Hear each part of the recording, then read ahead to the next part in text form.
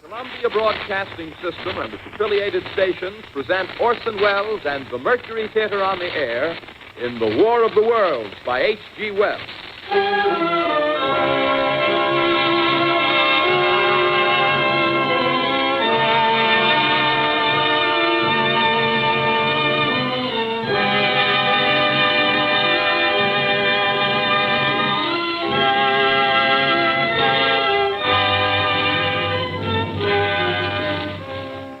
Ladies and gentlemen, the director of the Mercury Theater and star of these broadcasts, Orson Welles. We know now that in the early years of the 20th century, this world was being watched closely by intelligences greater than man's, and yet as mortal as his own. We know now that as human beings busied themselves about their various concerns, they were scrutinized and studied, perhaps almost as narrowly as a man with a microscope might scrutinize the transient creatures that swarm and multiply in a drop of water. With infinite complacence, people went to and fro over the earth about their little affairs, serene in the assurance of their dominion over this small, spinning fragment of solar driftwood, which by chance or design, man has inherited out of the dark mystery of time and space. Yet across an immense ethereal gulf, minds that are to our minds as ours are to the beasts in the jungle, intellects vast, cool, and unsympathetic, regarded this earth with envious eyes and slowly and surely drew their plans against us. In the 39th year of the 20th century came the Great Disillusionment. Near the end of October, business was better. The war scare was over. More men were back at work. Sales were picking up. On this particular evening, October 30th, the Crosley service estimated that 32 million people were listening in on radios. For the next 24 hours, not much change in temperature. A slight atmospheric disturbance of undetermined origin is reported over Nova Scotia, causing a low-pressure area to move down rather rapidly over the northeastern states, bringing a forecast of rain accompanied by winds of light gale force. Maximum temperature 66, minimum 48. This weather report comes to you from the Government Weather Bureau. We take you now to the Meridian Room in the Hotel Park Plaza in downtown New York, where you will be entertained by the music of Raymond Raquello and his orchestra.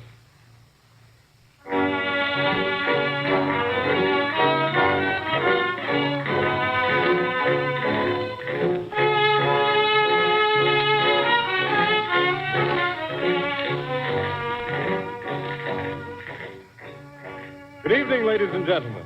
From the Meridian Room in the Park Plaza Hotel in New York City, we bring you the music of Raymond Raquello and his orchestra. With a touch of the Spanish, Raymond Raquello leads off with La Comparsita.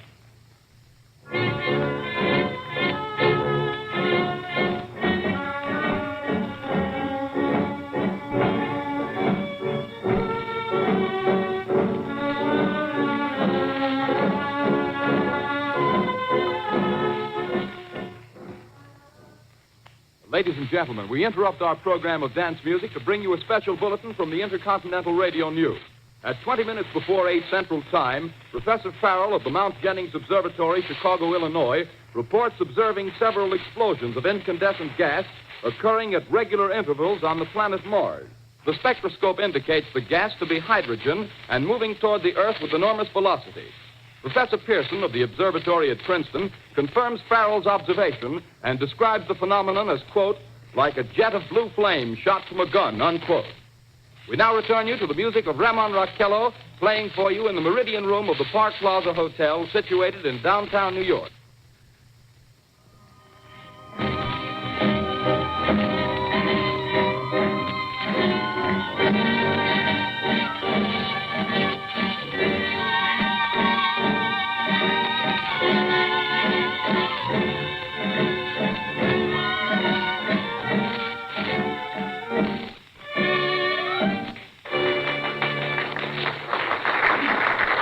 And now a tune that never loses favor, the ever-popular Stardust, Raymond Raquello and his orchestra.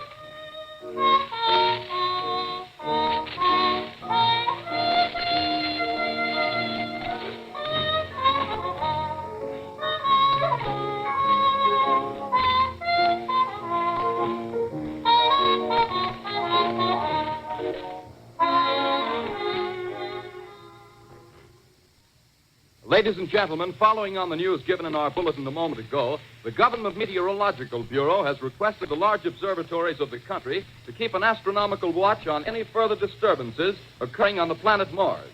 Due to the unusual nature of this occurrence, we have arranged an interview with a noted astronomer, Professor Pearson, who will give us his views on this event. In a few moments, we will take you to the Princeton Observatory at Princeton, New Jersey. We return you until then to the music of Ramon Raquello and his orchestra.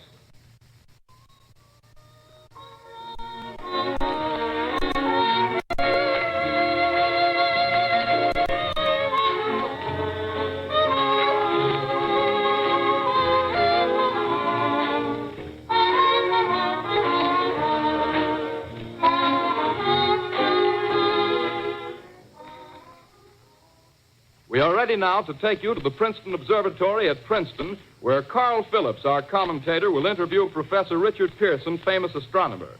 We take you now to Princeton, New Jersey. Good evening, ladies and gentlemen. This is Carl Phillips speaking to you from the observatory at Princeton. I'm standing in a large semicircular room, pitch black except for an oblong split in the ceiling.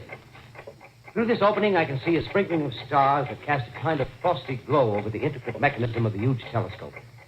The ticking sound you hear is the vibration of the clockwork. Professor Pearson stands directly above me on a small platform, peering through the giant lens. I'll ask you to be patient, ladies and gentlemen, during any delay that may arise during our interview. Besides the ceaseless watch of the heavens, Professor Pearson may be interrupted by telephone or other communication. During this period, he is in constant touch with the astronomical centers of the world. Professor, may I begin our questions? At any time, Mr. Phillips. Professor, would you please tell our radio audience exactly what you see as you observe the planet Mars through your telescope? Nothing unusual at the moment, Mr. Phillips. A red disk swimming in a blue sea. Transverse stripes across the disk. Quite distinct now because Mars happens to be at the point nearest the Earth, in opposition, as we call it. In your opinion, what do these transverse stripes signify, Professor Pearson? Not canals, I can assure you, Mr. Phillips. They... Although that's the popular conjecture of those who imagine Mars to be inhabited. From a scientific viewpoint, the stripes are merely the result of atmospheric conditions peculiar to the planet. Then you're quite convinced, as a scientist, that living intelligence as we know it does not exist on Mars? I'd say the chances against it are 1,000 to 1. And yet, how do you account for these gas eruptions occurring on the surface of the planet at regular intervals? Phillips, I cannot account for it. By the way, Professor, for the benefit of our listeners, how far is Mars from the Earth? Approximately 40 million miles. Well, that seems a safe enough distance. Just a moment, ladies and gentlemen. Someone has just handed Professor Pearson a message. While he reads it, let me remind you that we are speaking to you from the observatory in Princeton, New Jersey, where we are interviewing the world-famous astronomer, Professor Pearson. One moment, please. Professor Pearson has passed me a message which he has just received. Professor, may I read the message to the listening audience? Certainly, Mr. Phillips. Ladies and gentlemen, I shall read you a wire addressed to Professor Pearson from Dr. Gray of the Natural History Museum, New York. Quote, 9:15 p.m. Eastern Standard Time. Seismograph registered shock of almost earthquake intensity occurring within a radius of 20 miles of Princeton. Please investigate. Signed, Lloyd Gray, Chief of Astronomical Division. Unquote. Professor Pearson, could this occurrence possibly have something to do with the disturbances observed on the planet Mars? Hardly, Mr. Phillips. This is probably a meteorite of unusual size, and its arrival at this particular time is merely a coincidence. However, we shall conduct a search as soon as daylight permits. Thank you, Professor. Ladies and gentlemen, for the past 10 minutes, we've been speaking to you from the observatory at Princeton, bringing you a special interview with Professor Pearson, noted astronomer. This is Carl Phillips speaking. We are returning you now to our New York studio.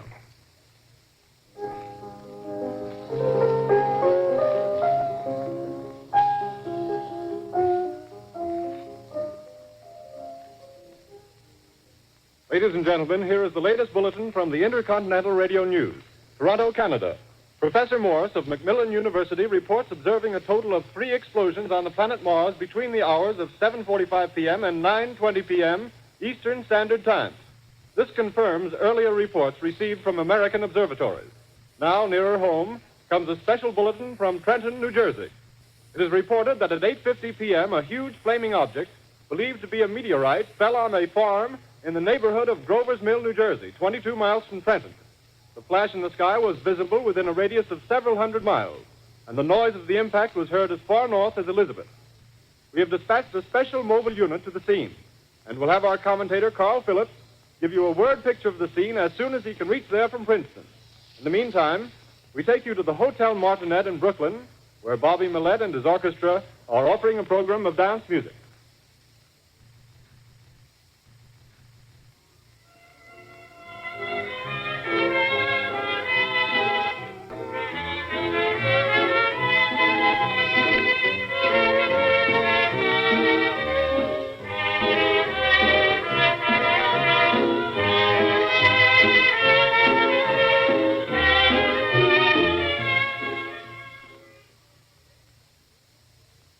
We take you now to Grover's Mill, New Jersey.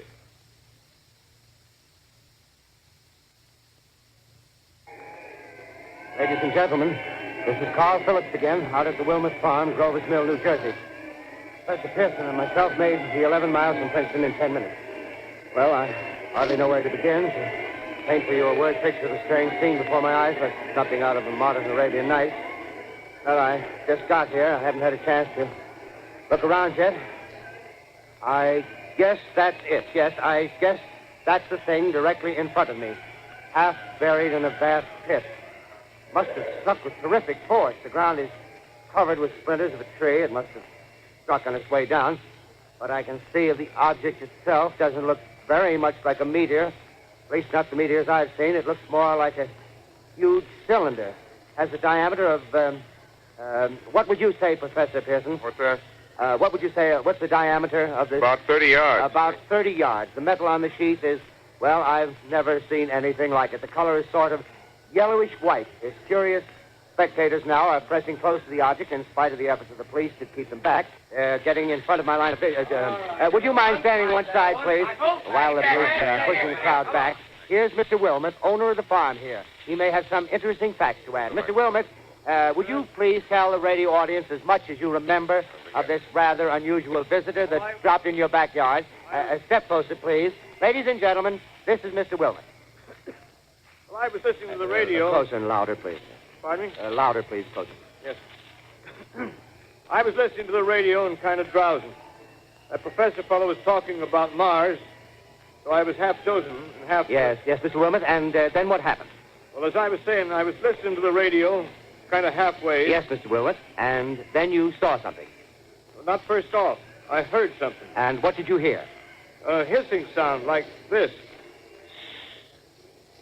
Kind of like a 4th of July rocket. Yes, then what? I turned my head out the window and would have sworn I was asleep and dreaming. Yes? I seen a kind of greenish streak and then zingo. Something smacked the ground, knocked me clear out of my chair. Well, were you frightened, Mr. Wilmot? Well, I ain't quite sure. I reckon I was kind of riled. Well, thank you, Mr. Wilmot. Thank you very much. Yeah, you want me to tell No, that's quite all right. That's plenty. Ladies and gentlemen, you've just heard Mr. Wilmot, owner of the farm where this thing has fallen. I wish I could convey the atmosphere, the background of this fantastic scene. Hundreds of cars are parked in a field in back of us, and the police are trying to rope off the roadway leading into the farm, but it's no use. They're breaking right through. The car's headlights throw an enormous spotlight on the pit where the object's half buried. Now, some of the more daring souls now are venturing near the edge. Their silhouettes stand out against the metal sheen. One man wants to touch the thing. He's having an argument with the policeman. Now, the policeman wins. Now, ladies and gentlemen, there's something I haven't mentioned in all this excitement, but it's becoming more distinct. Perhaps you've caught it already on your radio. Listen, please. Do you hear it? It's a curious humming sound that seems to come from inside the object. I'll move the microphone nearer. Here. Now, we're not more than 25 feet away. Can you hear it now? Professor Pearson. Yes, Mr. Rowe. Can you tell us the meaning of that scraping noise inside the thing? Possibly the unequal cooling of its surface. I say, do you still think it's a meteor, Professor? I don't know what to think. The metal casing is definitely extraterrestrial. Not found on this Earth. Friction with the Earth's atmosphere usually tears holes in a meteorite. This thing is smooth, and you can see its cylindrical Just a minute. shape. Something's happening. Ladies and gentlemen, this is terrific. This end of the thing is beginning to flake off. The top is beginning to rotate like a screw, and the thing must be hollow. Move it! Keep back there! Keep back there! Keep those men back! Keep back there! Keep those idiots back! Take off!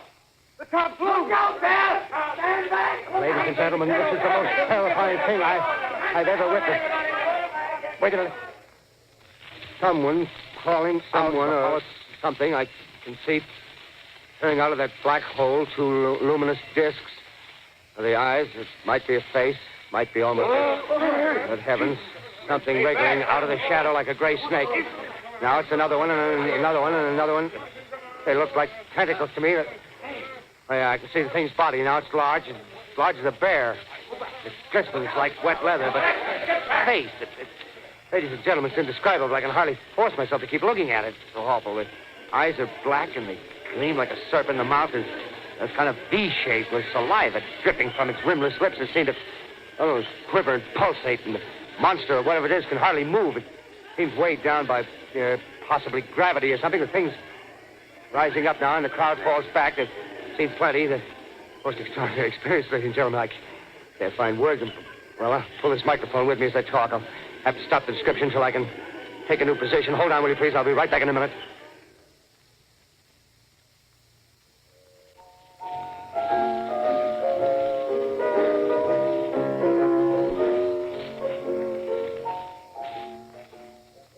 We are bringing you an eyewitness account of what's happening on the Wilmuth Farm, Grover's Mill, New Jersey.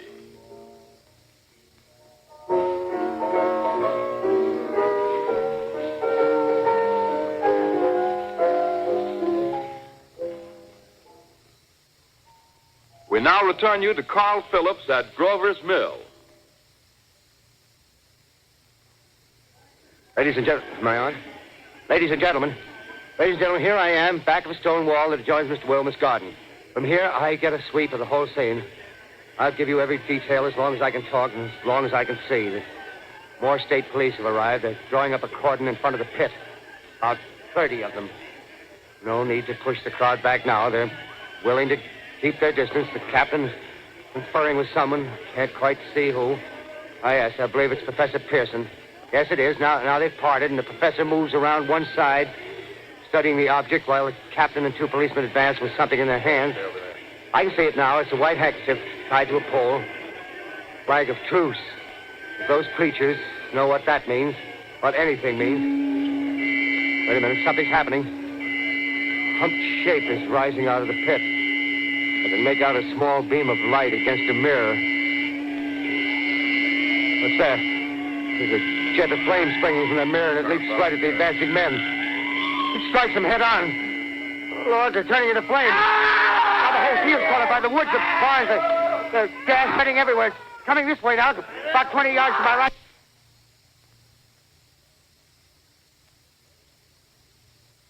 Ladies and gentlemen, due to circumstances beyond our control, we are unable to continue the broadcast from Grover's Mill. Evidently, there's some difficulty with our field transmission. However, we will return to that point at the earliest opportunity. In the meantime, we have a late bulletin from San Diego, California. Professor Indelkoffer, speaking at a dinner of the California Astronomical Society, expressed the opinion that the explosions on Mars are undoubtedly nothing more than severe volcanic disturbances on the surface of the planet. We continue now with our piano interlude.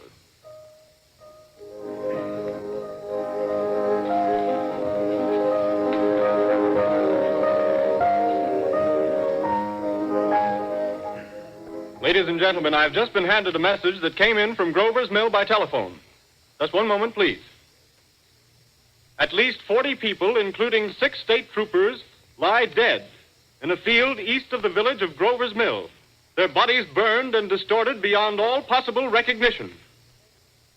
The next voice you hear will be that of Brigadier General Montgomery Smith, commander of the state militia at Trenton, New Jersey. I have been requested by the governor of New Jersey to place the counties of Mercer and Middlesex as as far west as Princeton and east to Jamesburg under martial law. No one will be permitted to enter this area except by special pass issued by state or military authorities. 4 companies of state militia are proceeding from Trenton to Grover's Mill and will aid in the evacuation of homes within the range of military operations. Thank you. You have just been listening to General Montgomery Smith, commanding the state militia at Trenton. In the meantime, further details of the catastrophe at Grover's Mill are coming in. The strange creatures, after unleashing their deadly assault, crawled back in their pit and made no attempt to prevent the efforts of the firemen to recover the bodies and extinguish the fire. The combined fire departments of Mercer County are fighting the flames which menace the entire countryside. We have been unable to establish any contact with our mobile unit at Grover's Mill, but we hope to be able to return you there at the earliest possible moment. In the meantime, we take you to... Just one moment, please. Ladies and gentlemen, I have just been informed that we have finally established communication with an eyewitness of the tragedy. Professor Pearson has been located at a farmhouse near Grover's Mill, where he has established an emergency observation post. As a scientist, he will give you his explanation of the calamity. The next voice you hear will be that of Professor Pearson, brought to you by direct wire. Professor Pearson. Of the creatures in the rocket cylinder at Grover's Mill, I can give you no authoritative information, either as to their nature, their origin, or their purposes here on Earth. Of their destructive instrument, I might venture some conjectural explanation. For want of a better term, I shall refer to the mysterious weapon as a heat ray. It's all too evident that these creatures have scientific knowledge far in advance of our own. It's my guess that in some way they are able to generate an intense heat in a chamber of practically absolute non-conductivity. This intense heat they project in a parallel beam against any object they choose by means of a polished parabolic mirror of unknown composition, much as the mirror of a lighthouse projects a beam of light. That is my conjecture of the origin of the heat ray. Thank you, Professor Pearson. Ladies and gentlemen, here is a bulletin from Trenton. It is a brief statement informing us that the charred body of Carl Phillips has been identified in a Trenton hospital. Now, here's another bulletin from Washington, D.C.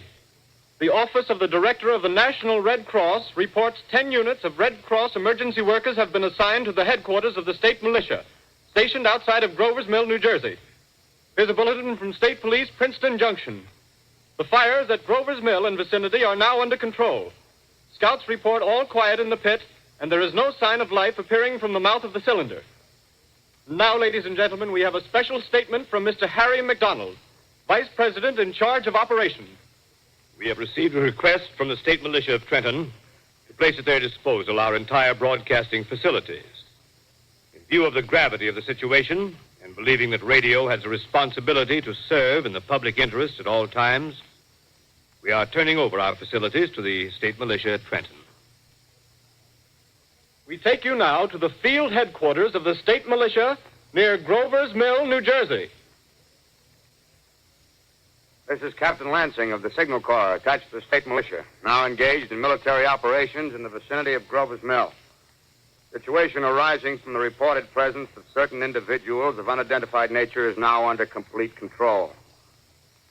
The cylindrical object, which lies in a pit directly below our position, surrounded on all sides by 8 battalions of infantry, without heavy field pieces, but adequately armed with rifles and machine guns.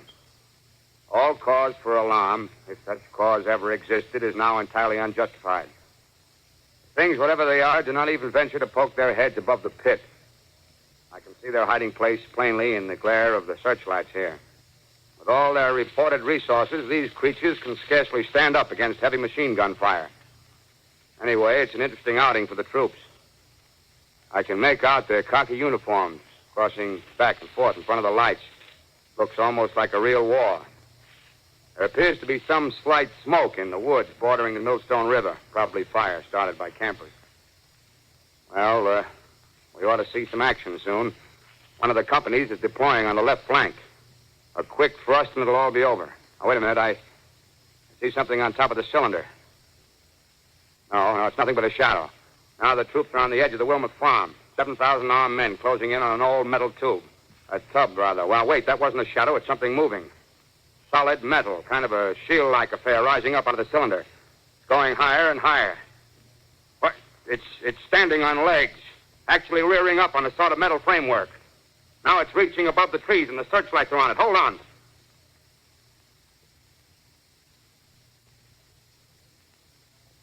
Ladies and gentlemen, I have a grave announcement to make. Incredible as it may seem, both the observations of science and the evidence of our eyes lead to the inescapable assumption that those strange beings who landed in the Jersey farmlands tonight are the vanguard of an invading army from the planet Mars. The battle which took place tonight at Grover's Mills has ended in one of the most startling defeats ever suffered by an army in modern times. 7,000 men armed with rifles and machine guns pitted against a single fighting machine of the invaders from Mars. 120 known survivors. The rest strewn over the battle area from Grover's Mill to Plainsboro, crushed and trampled to death under the metal feet of the monster, or burned to cinders by its heat ray. The monster is now in control of the middle section of New Jersey and has effectively cut the state through its center.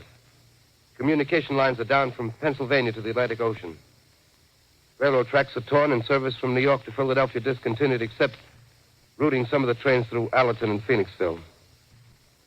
Highways to the north, south, and west are clogged with frantic human traffic. Police and army reserves are unable to control the mad flight. By morning, the fugitives will have swelled Philadelphia, Camden, and Trenton.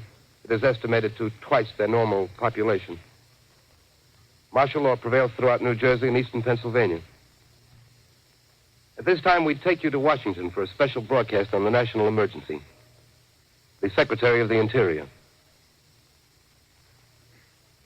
Citizens of the nation, I shall not try to conceal the gravity of the situation that confronts the country, nor the concern of your government in protecting the lives and property of its people.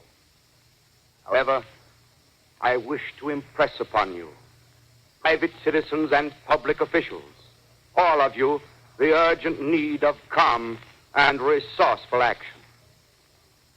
Fortunately, this formidable enemy is still confined to a comparatively small area, and we may place our faith in the military forces to keep them there. In the meantime, placing our faith in God, we must continue the performance of our duties, each and every one of us, so that we may confront this destructive adversary with a nation united, courageous, and consecrated to the preservation of human supremacy on this earth. I thank you. You have just heard the Secretary of the Interior speaking from Washington. Bulletins too numerous to read are piling up in the studio here. We're informed that the central portion of New Jersey is blacked out from radio communication due to the effect of the heat ray upon power lines and electrical equipment. Here's a special bulletin in New York. Cables have been received from English, French, and German scientific bodies offering assistance. Astronomers report continued gas outbursts at regular intervals on the planet Mars. The majority voiced the opinion that the enemy will be reinforced by additional rocket machines. There have been several attempts made to locate Professor Pearson of Princeton, who has observed Martians at close range. It is feared he was lost in the recent battle. Langham Field, Virginia. Scouting planes report 3 Martian machines visible above treetops, moving north toward Somerville with population fleeing ahead of them. The heat ray is not in use, although advancing at express train speed, invaders picked their way carefully. They seem to be making a conscious effort to avoid destruction of cities and countryside. However, they stop to uproot power lines, bridges, and railroad tracks. Their apparent objective is to crush resistance, paralyze communication, and disorganize human society. Here is a bulletin from Basking Ridge, New Jersey. Coon hunters have stumbled on a second cylinder similar to the first, embedded in the great swamp 20 miles south of Morristown. Army field pieces are proceeding from Newark to blow up the second invading unit before the cylinder can be opened and the fighting machine rigged. They are taking up a position in the foothills of Watchung Mountain. Another bulletin from Langham Field, Virginia. Scouting planes report enemy machines, now 3 in number, increasing speed northward, kicking over houses and trees in their evident haste to form a conjunction with their allies south of Morristown. Machines also sighted by telephone operator east of Middlesex within 10 miles of Plainfield. Here's a bulletin from Winston Field, Long Island. A fleet of Army bombers carrying heavy explosive flying north in pursuit of enemy. scouting planes act as guides. They keep the speeding enemy in sight. Just a moment, please, ladies and gentlemen. We've run special wires to the artillery line and adjacent villages to give you direct reports in the zone of the advancing enemy.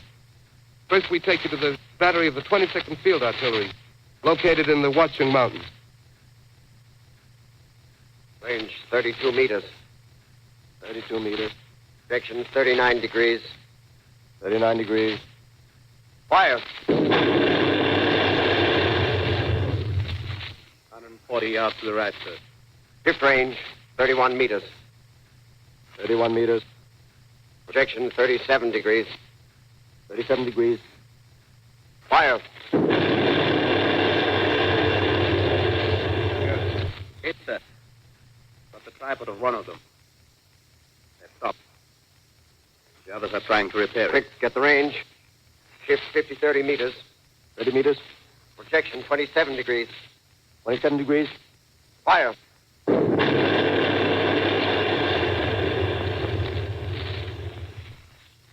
Can't see the tail lamp, sir. Letting off a smoke. What is it? Black smoke, sir. Moving this way. Lying close to the ground. Moving fast. Put on gas mask. Ready to fire. Shift to 24 meters. 24 meters. Projection 24 degrees. 24 degrees. Fire.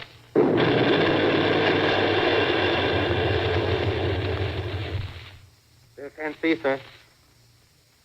No coming nearer. Get the range. 23 meters. 23 meters. 23 meters. 22. 22. Please.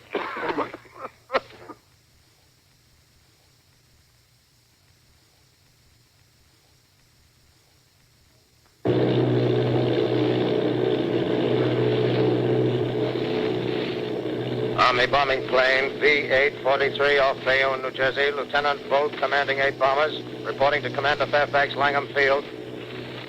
This is Volt reporting to Commander Fairfax, Langham Field. Enemy tripod machines now in sight. Reinforced by 3 machines from the Morristown cylinder. 6 altogether. 1 machine partially crippled. Believed hit by shell from Army gun in Watchung Mountains. Guns now appear silent. A heavy black fog hanging close to the earth of extreme density, nature unknown. No sign of heat ray. Enemy now turns east, crossing Passaic River into the Jersey marshes. Another straddles the Pulaski Skyway. Evident objective is New York City. They're pushing down a high-tension power station. Machines are close together now, and we're ready to attack. Planes circling, ready to strike. 1,000 yards, and we'll be over the first. 800 yards.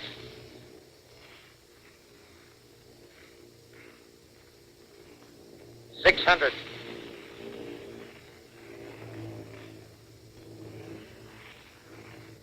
400. 200. There they go. The giant arm raised. Green flash. They're spraying us with flame. 2,000 feet. Engines are giving out. No chance to release bombs. Only one thing left. Drop on them, plane and all. We're diving on the first one. Now the engine's gone. 8.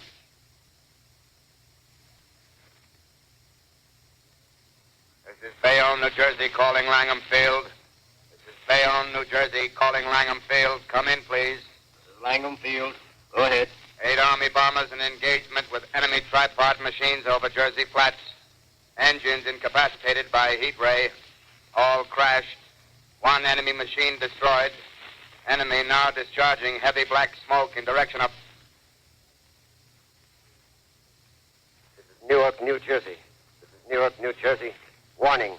Poisonous black smoke pouring in from Jersey marshes. Reach at South Street.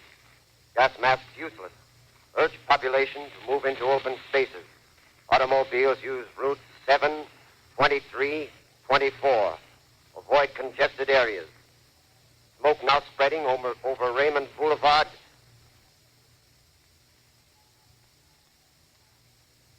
To X2L, calling CQ. To X2L, calling CQ. To X2L, calling 8X3R. Come in, please. This is 8X3R coming back at 2X2L. How's reception? How's reception? Okay, please. Where are you, 8X3R? What's the matter? Where are you?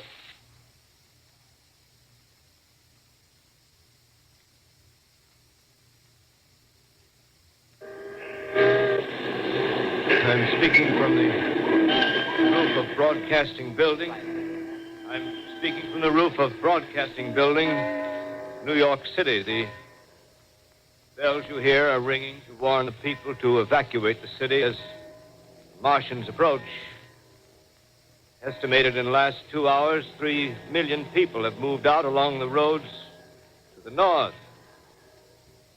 Hutchison River Parkway is still kept open for motor traffic.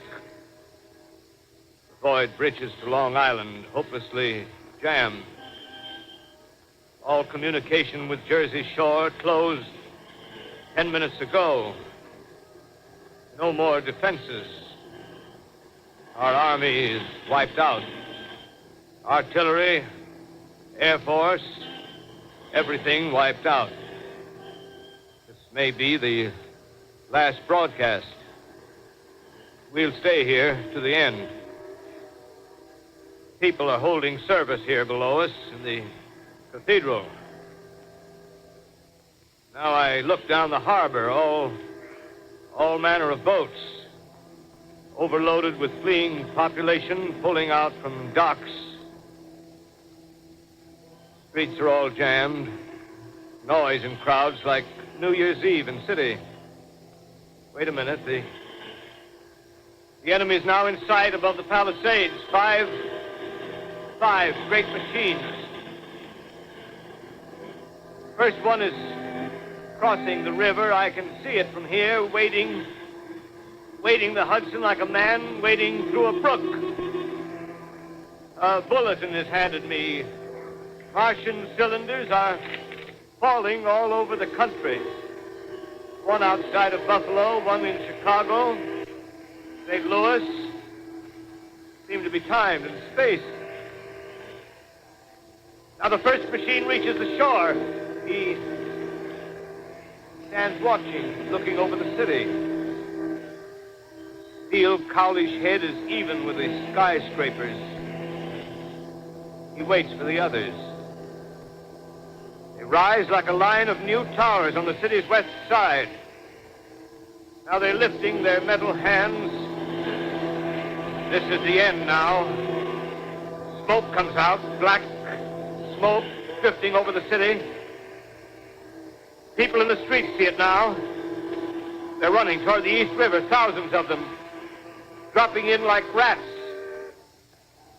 Now the smoke's spreading faster. It's reached Times Square. People are trying to run away from it, but it's no use. They're falling like flies. Now the smoke's crossing 6th Avenue. 5th Avenue. 100 yards away. It's 50 feet.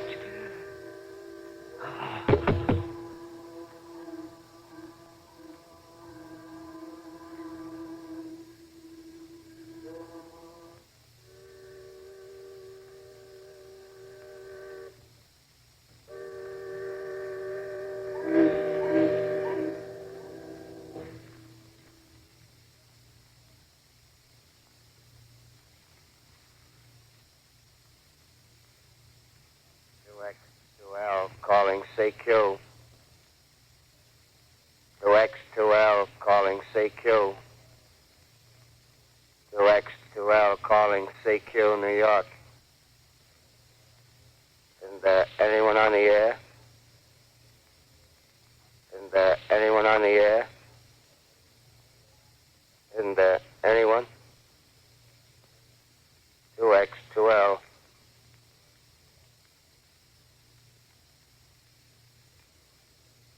are listening to a CBS presentation of Orson Welles and the Mercury Theater on the Air in an original dramatization of The War of the Worlds by H.G. Wells. The performance will continue after a brief intermission. This is the Columbia Broadcasting System. The War of the Worlds by H.G. Wells, starring Orson Welles and the Mercury Theater on the Air.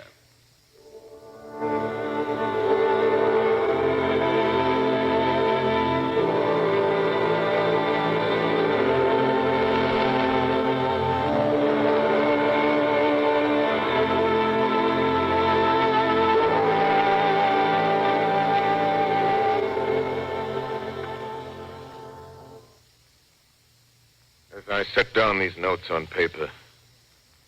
I'm obsessed by the thought that I may be the last living man on Earth.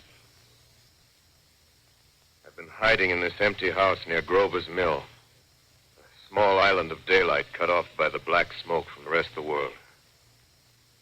All that happened before the arrival of these monstrous creatures in the world now seems part of another life. A life that has no continuity with the present. Furtive existence of the lonely derelict who pencils these words on the back of some astronomical notes bearing the signature of Richard Pearson. I look down at my blackened hand and I try to connect them with a professor who lives at Princeton and who on the night of October 20th glimpsed through his telescope an orange splash of light on a distant planet. My wife, my colleagues, my students, my books, my observatory, my world. Where are they? Did they ever exist? Am I Richard Pearson? What day is it? Do days exist without calendars? Does time pass when there are no human hands left to wind the clocks?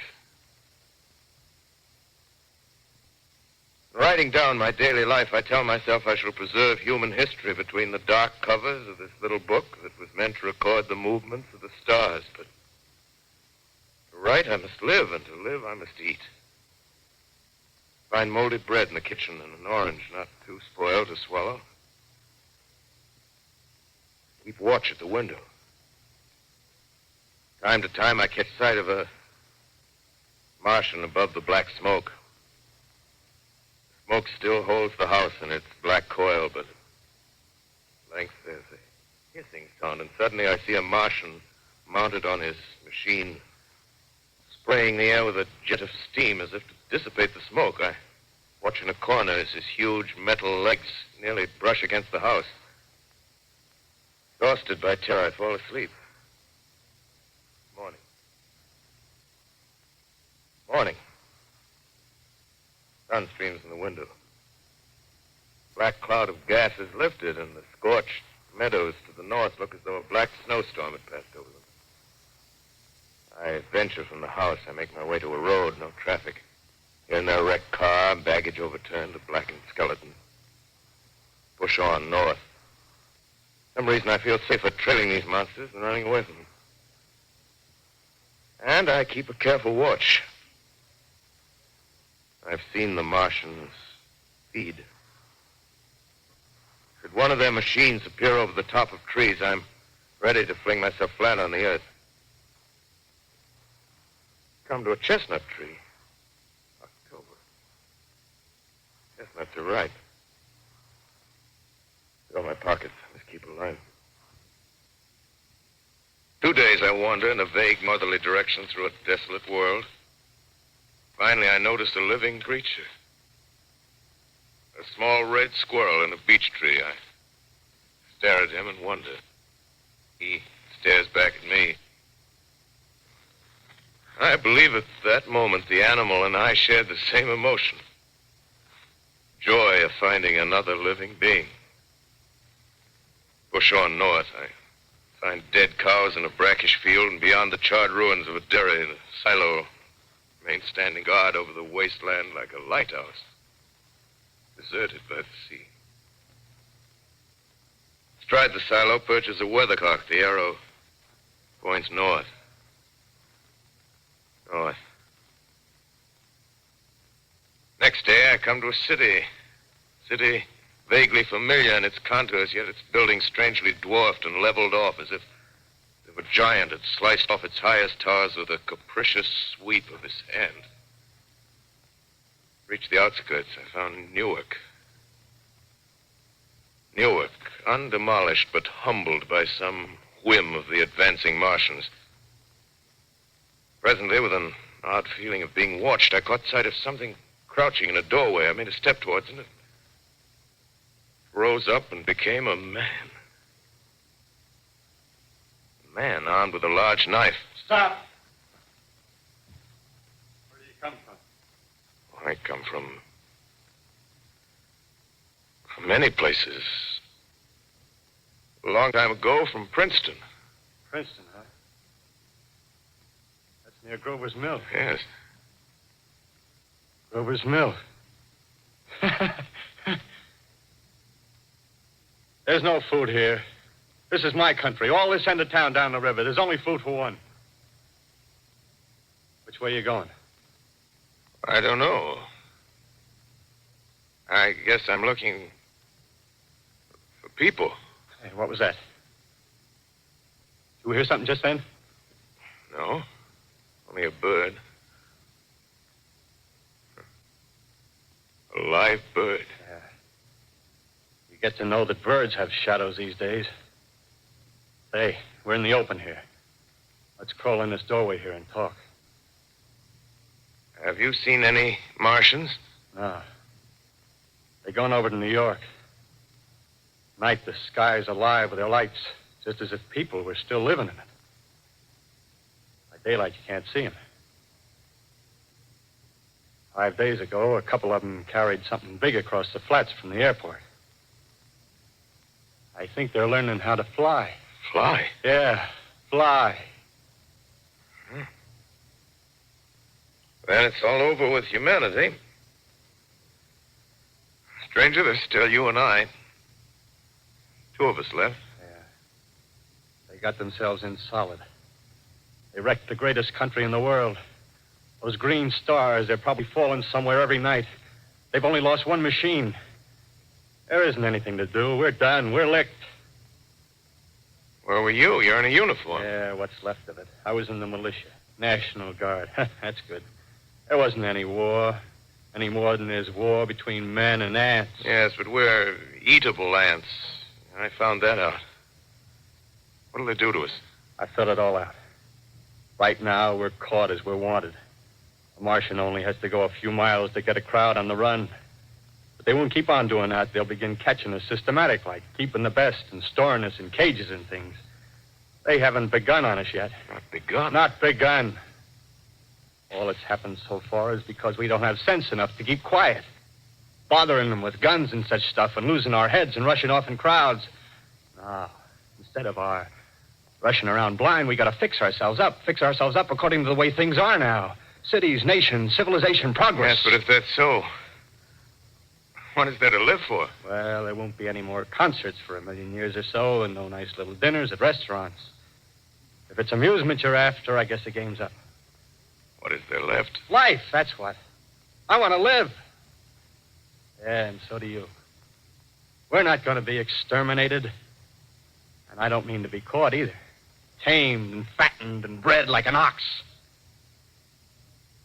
What are you going to do? I'm going on. Right under their feet. I got a plan. We men as men, we're finished. We don't know enough. We got to learn plenty before we got a chance. We've got to live and keep free while we learn, see? I've thought it all out, see? Well, tell me the rest. Well, it isn't all of us that are made for wild beasts. That's what it got to. That's what it got to be.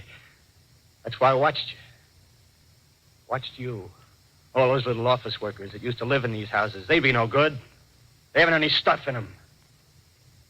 They used to run off to work. I've seen hundreds of them running to catch their commuter's train in the morning, afraid they'd get canned if they didn't. Running back at night, afraid they wouldn't be in time for dinner. Lives insured and a little invested in case of accidents. Yeah, and on Sundays, worried about the hereafter. Well, The Martians, they'll be a godsend for those guys. Nice, roomy cages, good food, careful breeding, no worries. Yeah, after a week or so of chasing around the fields on empty stomachs, they'll come and be glad to be caught. You've thought it all out, haven't you? Sure, you bet I have. That isn't all. These Martians are going to make pets of some of them. Train them to do tricks. Who knows, get sentimental over the pet boy who grew up and had to be killed. Yeah, and some maybe. They'll train to hunt us. Oh, no, it's impossible. Human Yes, they will. There's men who do it gladly. One of them comes after me, by... In the meantime, you and I and others like us, where are we to live when the Martians own the Earth? I got it all figured out. We'll live underground. I've been thinking about the sewer. Under New York, there are miles and miles of them. The main ones, they're big enough for anybody. Then there's cellars, vaults, underground storerooms, railway tunnels, subways. You begin to see, huh? We'll get a bunch of strong men together. No weaklings. That rubbish, out. As you meant me to go. All right. Give you a chance, didn't I? Won't quarrel about that. Go on. Well, we got to make safe places for us to stay in, see? Get all the books we can. Science books. That's where men like you come in, see? We raid the museums. We'll even spy on the Martians. May not be so much we have to learn before... Listen. Just imagine this. 4 or 5 of their own fighting machines suddenly start off. Heat rays right and left. Not a Martian in them. Not a Martian in them, see? But men. Men who've learned the way how. May even be in our time. Gee. Imagine having one of them lovely things with its heat ray wide and free. We'd turn it on Martians. We'd turn it on men. We'd bring everybody down on their knees. That's your plan. Yeah. You, me, a few more of us. We'd own the world. I see. Hey. Hey, what's the matter? Where you going? Not to your world. Bye, stranger.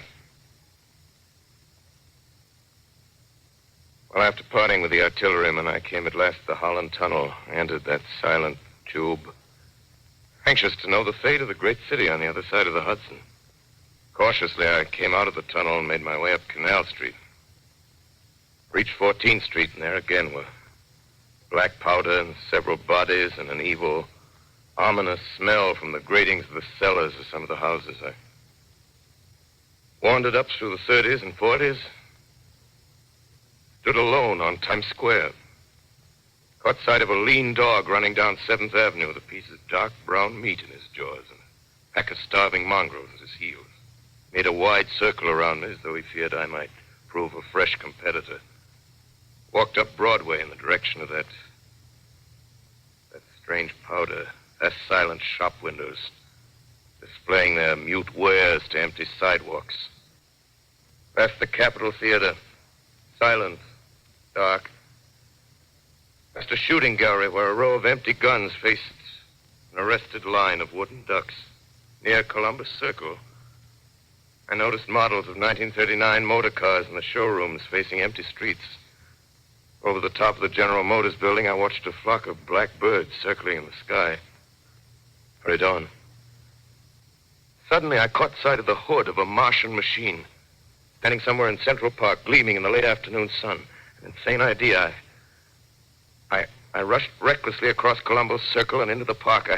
I climbed a small hill above the pond at 60th Street, and from there I could see, standing in a silent row along the mall, 19 of those great metal Titans, their cowls empty, their steel arms hanging listlessly by their sides. I looked in vain for the monsters that inhabit those machines. Suddenly, my eyes were attracted to the immense flock of black birds that hovered directly below me. They circled to the ground. And there before my eyes, stark and silent, lay the Martians with the hungry birds pecking and tearing brown shreds of flesh from their dead bodies. Later, when their bodies were examined in laboratories, it was found that they were killed by the putrefactive and disease bacteria against which their systems were unprepared. Slain, after all, man's defenses had failed by the humblest thing that God, His wisdom, has put upon this earth.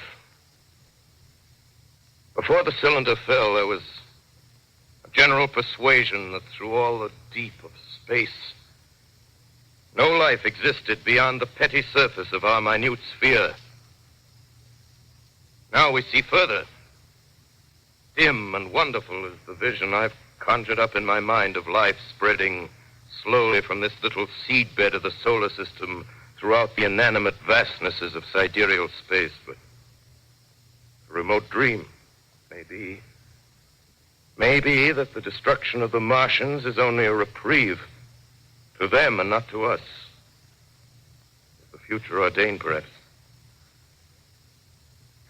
Strange it now seems to sit in my peaceful study at Princeton, writing down this last chapter of the record, begun at a deserted farm in Grover's Mill. Strange to watch children playing in the streets. Strange to see young people strolling on the green where the new spring grass heals the last black scars of a bruised earth. Strange to watch the sightseers enter the museum where the dissembled parts of a Martian machine are kept on public view. Strange when I recall the time when I first saw it. Bright and clean-cut, hard and silent under the dawn of that last great day.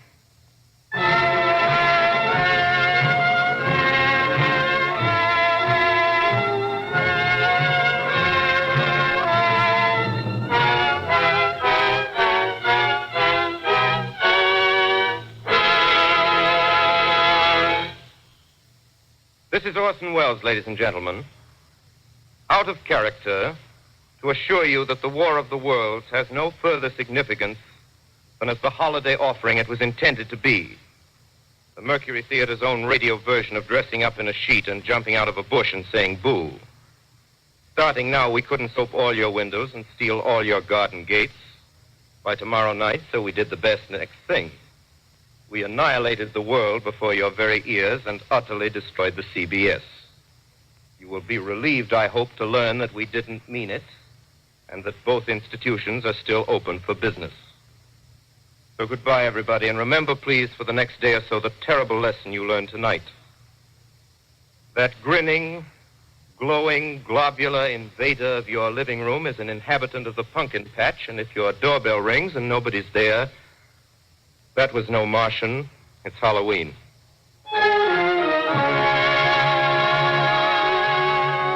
Tonight, the Columbia Broadcasting System and its affiliated stations coast to coast has brought you The War of the World by H.G. Wells, the 17th in its weekly series of dramatic broadcasts featuring Orson Welles and the Mercury Theater on the air.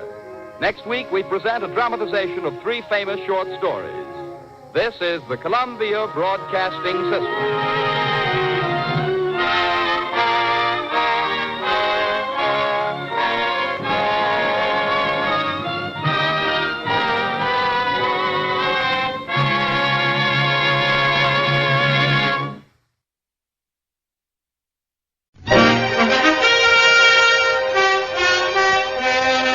Lux presents Hollywood.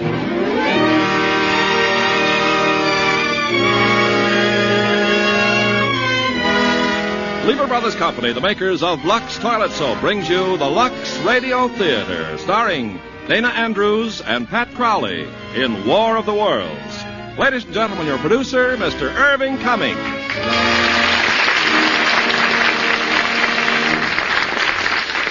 Greetings from Hollywood, ladies and gentlemen. Tonight we are going to take a look into the possible frightening future, as though the present weren't bad enough, and see what might happen if our Earth were invaded by another planet. It's George Pal's production for Paramount, War of the Worlds, and our stars are Dana Andrews and Pat Crowley. They will join me later for a preview of George Pal's latest production for Paramount, Conquest of Space, Meanwhile, here's our good friend, Ken Carpenter. It would be hard to find a man who works as many hours a day as you women do. For instance, you spend 5.5 hours every week just doing dishes, and that's only for a family of 4. But Lux Liquid Detergent gives you back some of that time. Lux Liquid is made especially to help you do dishes fast and easy. It floats grease right off. Plates, glasses, utensils, even pots and pans come clean really fast. Just a teaspoonful does a dishpan full. 1 can outlasts several boxes of the leading laundry powder. Your hands stay nice, too.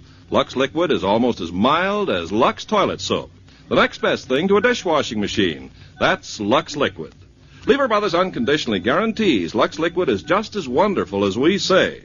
And the millions of women who've used it have found that Lux Liquid is as good for dishes as Lux Flakes Care is for nylons. Buy it when you mark it. Lux Liquid in the can with the dripless spout. Now, Act One of War of the Worlds, starring Dana Andrews as Clayton and Pat Crowley as Sylvia.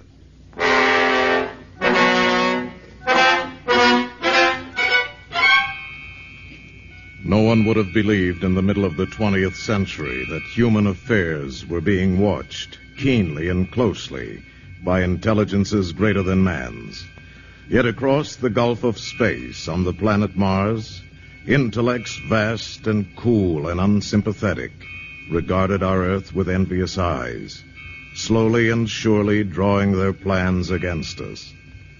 Mars is more than 140 million miles from the sun, and for centuries it has been in the last stages of exhaustion. The inhabitants of this dying planet looked across space with instruments and intelligences of which we have scarcely dreamed, searching for another world to which they could migrate. Their nearest world was giant Jupiter, where the atmospheric pressure is thousands of pounds to the square inch. They could not go there. Nor to Saturn, nor to Pluto, planets encased in eternal ice. They could not go to Neptune or Uranus, twin worlds in eternal night, and surrounded by unbreathable atmospheres of methane gas and ammonia vapor. They could not go to Mercury. Its temperature is that of molten lead. Of all the worlds that the intelligences on Mars could see and study, only our own warm Earth was green with vegetation, bright with water, and possessed a cloudy atmosphere eloquent of fertility. It did not occur to mankind that a swift fate may be hanging over us, that it would come at the time of our nearest approach to the orbit of Mars, that it would begin in or over the mountains northeast of Los Angeles, California, on a pleasant summer evening.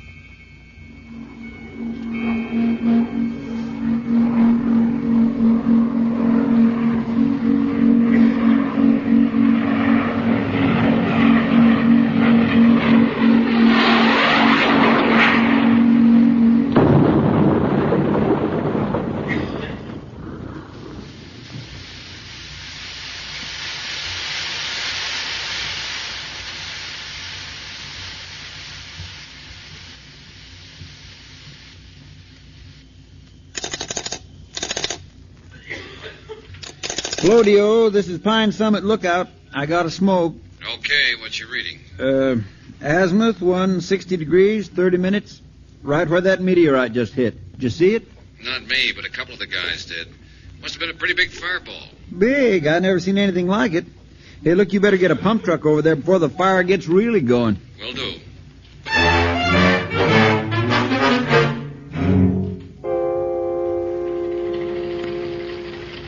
Truck number 3 to D.O. Number 3 to D.O. D.O. to number 3. How you coming? Still pumping water on the fire, but it's under control. Unless this meteorite heats things up again. Over. You mean it's still red hot? Over. Red hot is right. And as big as a barn. Over. Who are you kidding? Over. I said big as a barn. Mac, I think somebody ought to take a look at it. Might be something for those astronomers down at Palomar. Over. Maybe there's some guys even closer. The station at Pine Summit reported there were a couple of fellas camping up there. Said they were scientists. Yeah? What kind? You don't want any butterfly experts or lizard specialists. Over. I got you. Stand by and I'll check Pine Summit.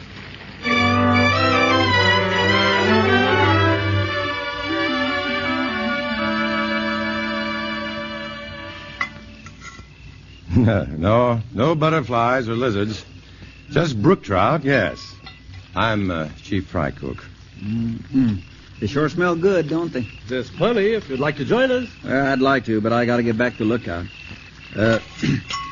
What I really meant was, didn't you two tell me you were scientists from Pacific Tech? Mm-hmm. Dr. Bilderbeck is one of the country's top biochemists. And he wouldn't know about meteors. That's your department, Clayton. The district officer phoned us at the summit. Want us to have an expert look at that meteor. Landed about 10, 12 miles from here over by Linda Rose. Well, I doubt we could tell much about it tonight. Probably won't be cool enough to touch for hours yet. Maybe not till morning. And in the morning, I'm due back at the lab. Well, that's what I was just thinking. All right, I'll stay over. Perhaps in the morning the district officer can fix me up with a lift to Linda Rosa. How about me? You? Sure. My relief's coming up first thing tomorrow morning. I'd kind of like to get a look at that meteor myself. Good. That's a deal. Professor? Yes? Those trout do smell awful good, don't they? Change your mind? Yeah. My wife always said my strongest point's my weakness.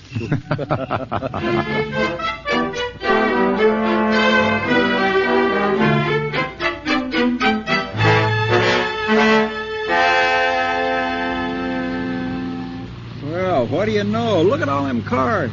Yeah. Sightseers already. Yeah, one of them's the sheriff. That's his car parked on the fire break.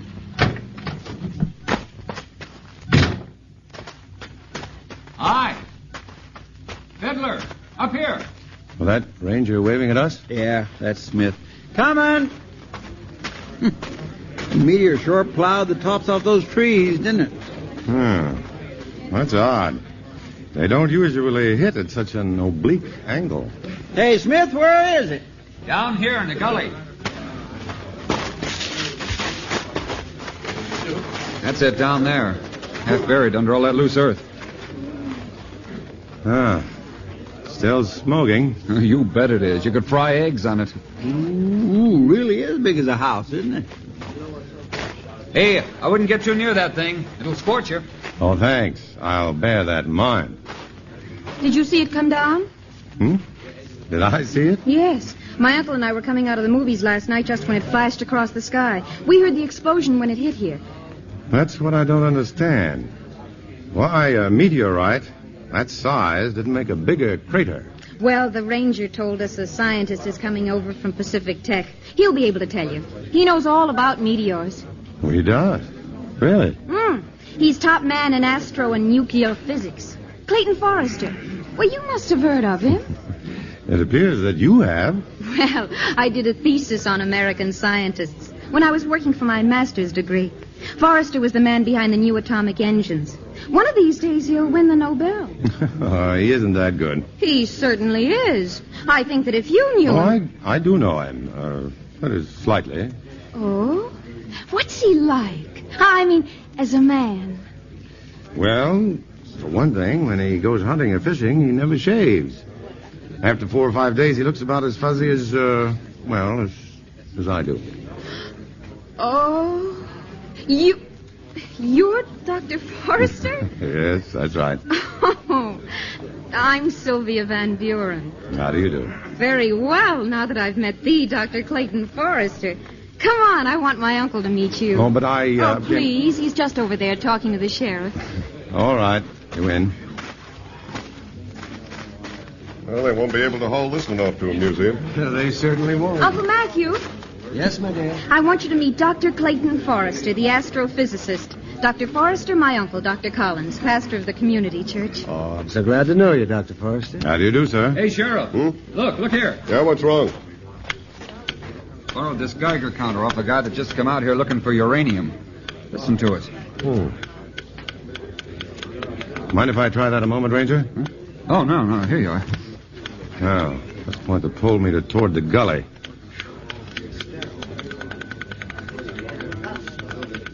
See what I mean? It's the meteor, all right. It's radioactive? Apparently. But why? It's beyond me. You mean there's no record of anything like this happening before? Well, I've never heard of it. Well, maybe I'll stick around until that thing cools off.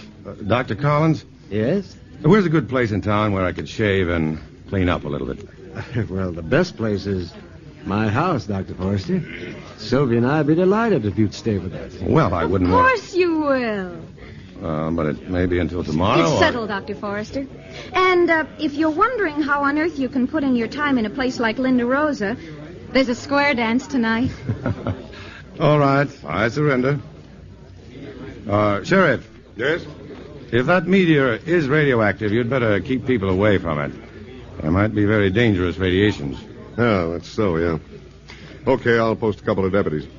Is there anything else? No, but if you need me, you know where to find me. Yeah, sure. I'll be there myself at the square dance.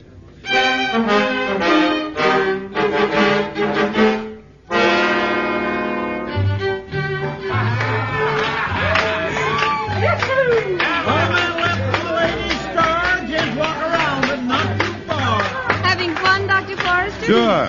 You know, dancing is something I don't get much time for. Why, you should make time. Don't your girlfriends like to dance?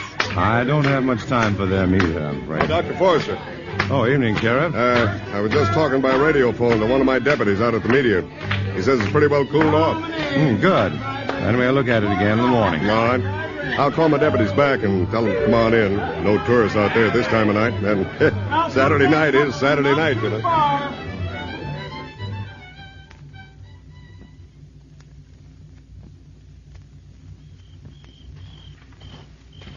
Hey, Salvador. Yes? What did he say? Sheriff says to come on in. Oh, good. Maybe we go have a beer, huh, Alonso? Just a minute. Alonso. Yeah, it's coming from that meteor.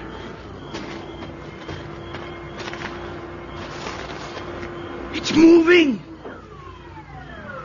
Something is moving on top of it. It's turning. It's no meteor. Alonso, hit the dirt. Hey, he's going right up through that opening at the top. Like a snake. Periscope like a cobra's head, only it's metal, some kind of green metal with eyes.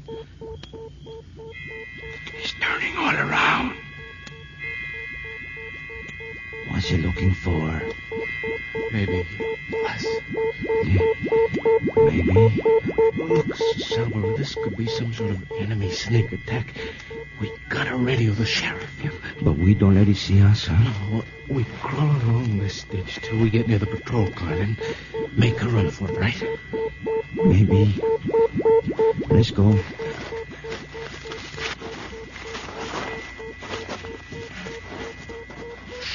Quiet! It sees us! Run! We gotta run!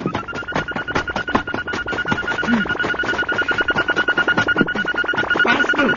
It's looking right at us! It's gonna kill us!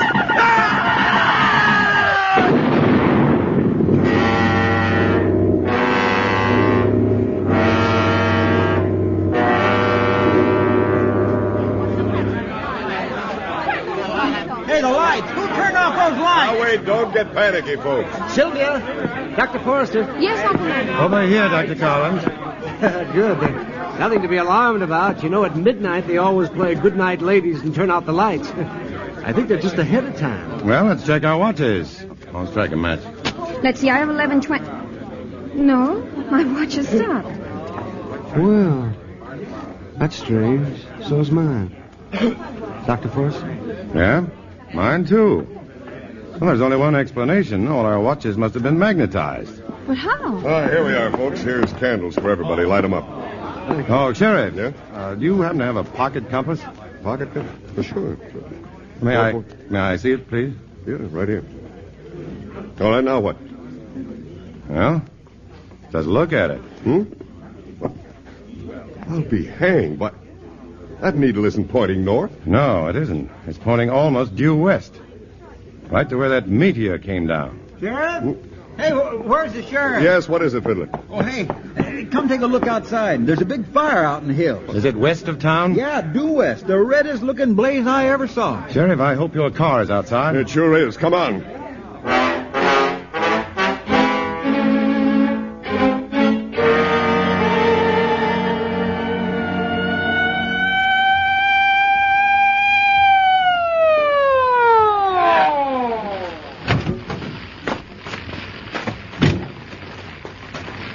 Yeah, there's the reason the lights went out. Power line's down. Yeah. It's funny. Alonzo and Salvador were going to go back into town, but well, there's their car right over there. And they must still be around. Yeah. Alonzo! Salvador! Sheriff, turn your flashlight over there, along that ditch. Where? Right over there. Those two white mounds in the ditch. Are those ashes or...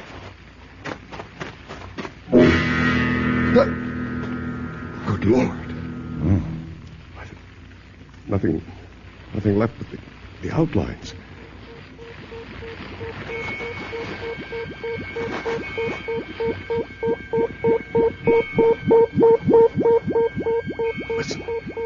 Listen, what in the blazes? Now, quick.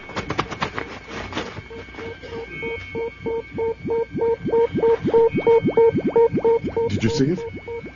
Yes. It's fantastic. Oh, look, we've got to get word back to town. There's a transmitter in my car.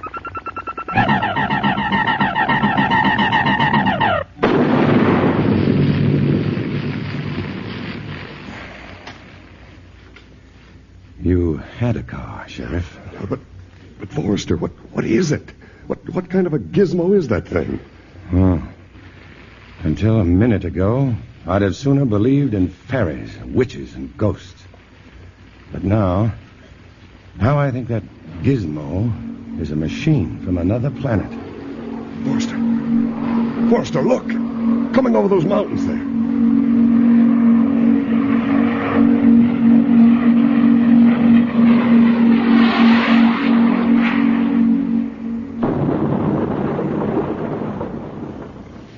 A second meteor, just like the first. Sheriff, we've got to get word to the military right away. Yeah, sure, but they'll never believe us. What will we tell them? Tell them the truth. That we're under invasion from outer space.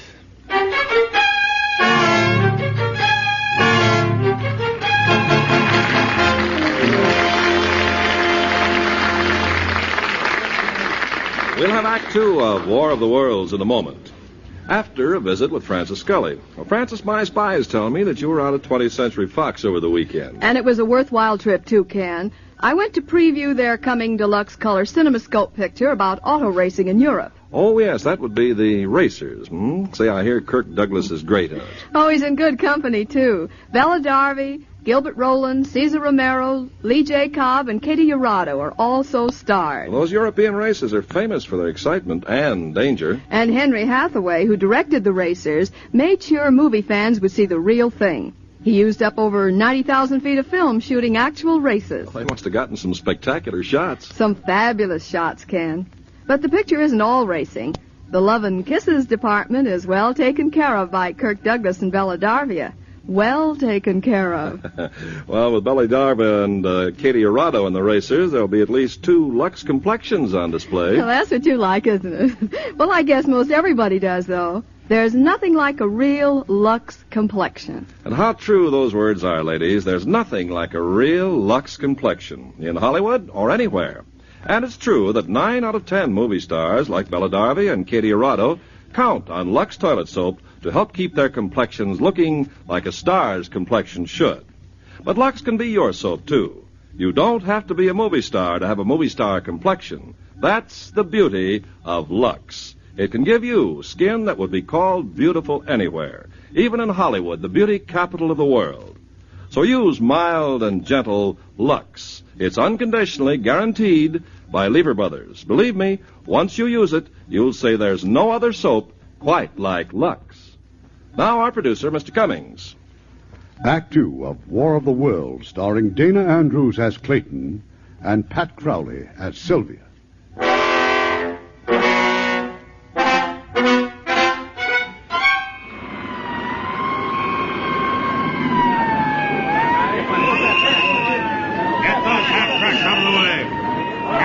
the artillery placement. All right, on the double there. Hey, here come the tanks!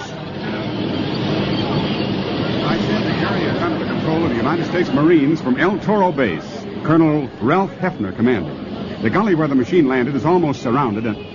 Oh, there's the man we want to hear from. Dr. Forrester. Yes? Would you give us your opinion, sir? Are these meteor machines from Mars? Well, certainly from some planet other than our own. Directly into the microphone, please, Doctor. Well, if they are Martians, I'm sure the creatures that operate these machines must be quite uncomfortable in our heavier air and with the Earth's much stronger gravitational pull. What do you think they look like, sir? That's anybody's guess. We do know from animal evolution on this planet that it's possible they may have more than one brain. Perhaps two or even more. And possibly they may even smell colors. Smell colors? Well, that's speculation, of course. Hey, Forrester. Yes? Colonel wants you in the command post. Well, coming. If you'll excuse me, please. Certainly, sir. Ladies and gentlemen, that was Dr. Clayton Forrester, head of astrophysics at Pacific Tech. On the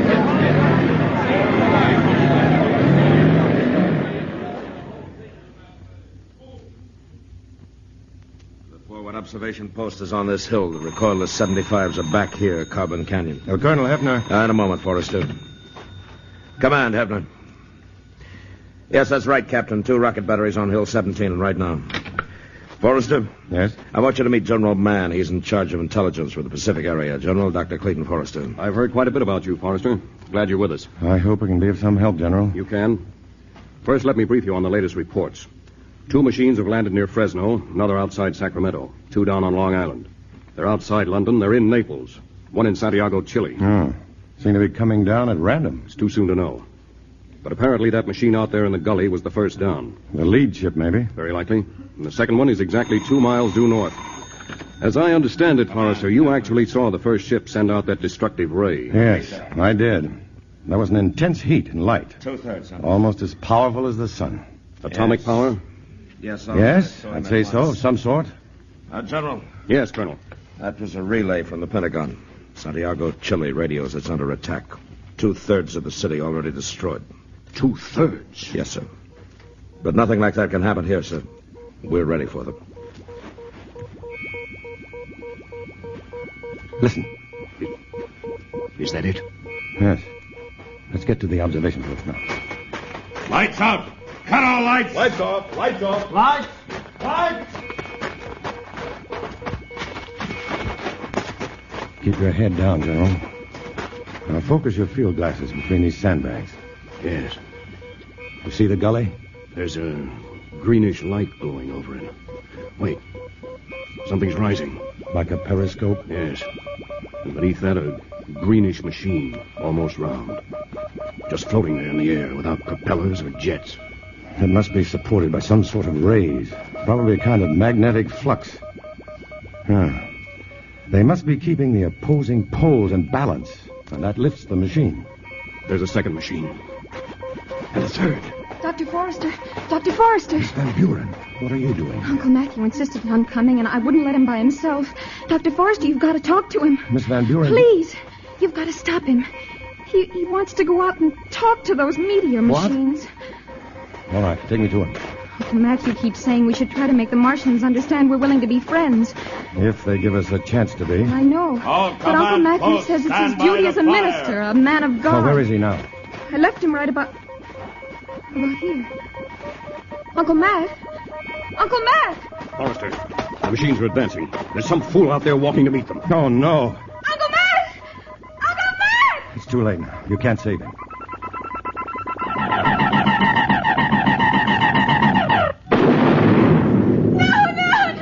Artillery batteries fire!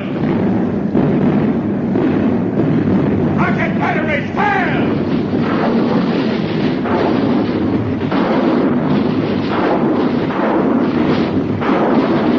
Keep fire!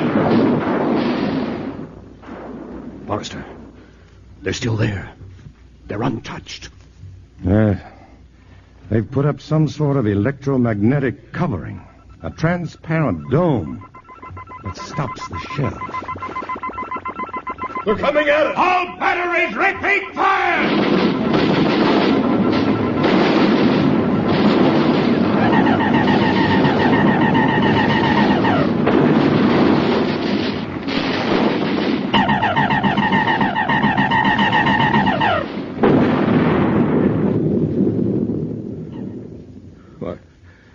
That's impossible.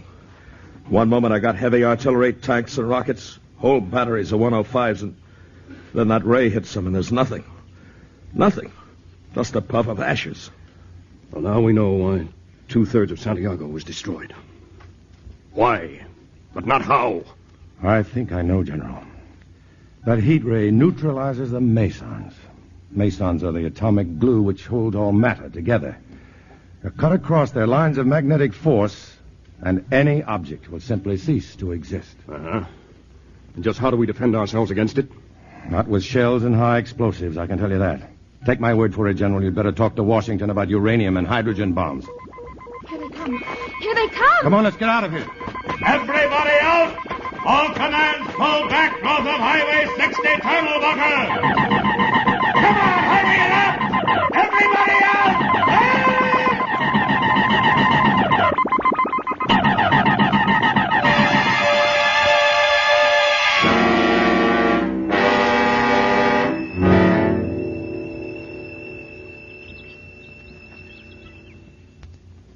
Miss Van Buren. Sylvia. Wake up. Let's not spend all morning in this cellar pit. Oh. How long have we been here? Well, since the Jeep ran out of gas, I guess about 3 hours. As near as I can figure it, we're somewhere southwest of Corona. And that machine? It's gone. It headed in the other direction. Oh, thank heavens. You know, I'm hungry. Well, you ought to be. Come on your feet now. There's a farmhouse across that field. Looks like the people took off in a big hurry. But maybe they left some food.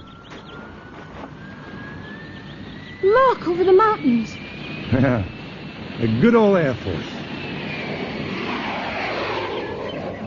They found one of the machines.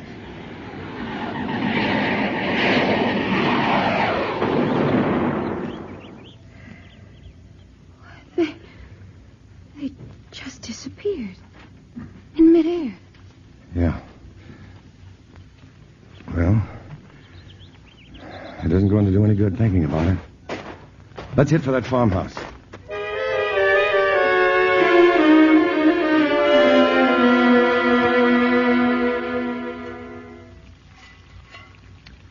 Uh-huh. There are times when there's nothing so beautiful, so soul-satisfying as bacon and eggs. And the people who lived here were so thoughtful to leave us some. Where's your plate? Right here.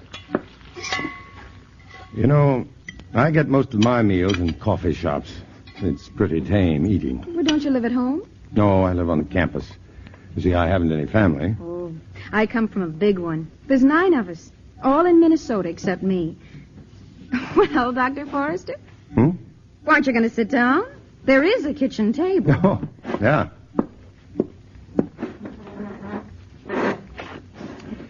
Well, a big family must be fun. I imagine it makes you feel, well, as if you belong to something. It does. Maybe that's why I feel kind of lost right now. Yeah, I know. But everything's going to be all right, Sylvia. Is it? Well, at least we've got to think that. Whatever they are, they murder everything they see. Everything that moves. We're helpless. Sylvia, every creature that has ever lived has had some sort of weakness. Not one of them has ever been invincible. And somehow, we'll find the weakness of these Martians. Some way to stop them. I hope so.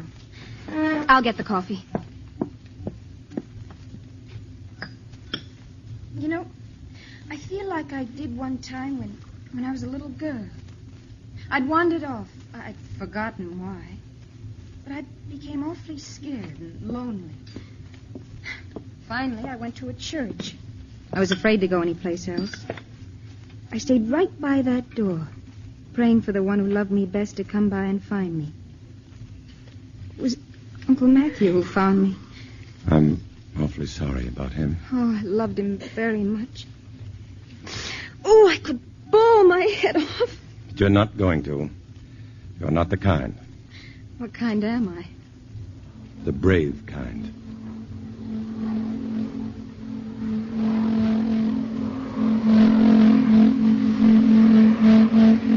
Get down, on the floor.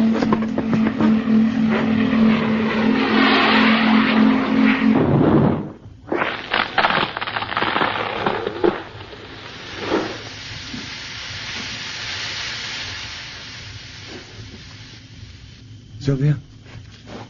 Sylvia? Yes, Clayton. Are you all right? Yes. Sounds right outside the kitchen. It is. Sylvia, I've got to get a look at them. Oh, no. No. Shh. Don't you see? This is the first chance any human has had to get a real close-up of them. If I can tell General Mann and our scientists what kind of beings we're dealing with... All right. But I'm coming with you. Okay. Wait.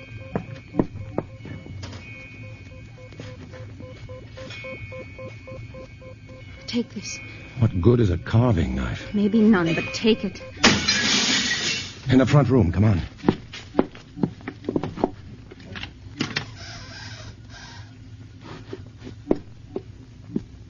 See anything? No.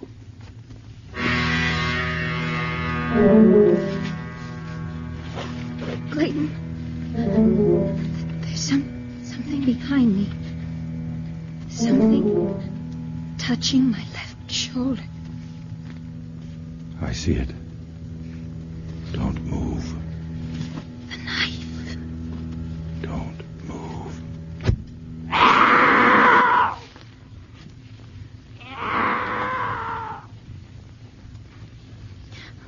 What did it look like? I'd rather not say. Your hands. What's that on your hands? Blood. Martian blood. Sylvia. Sylvia, stop it.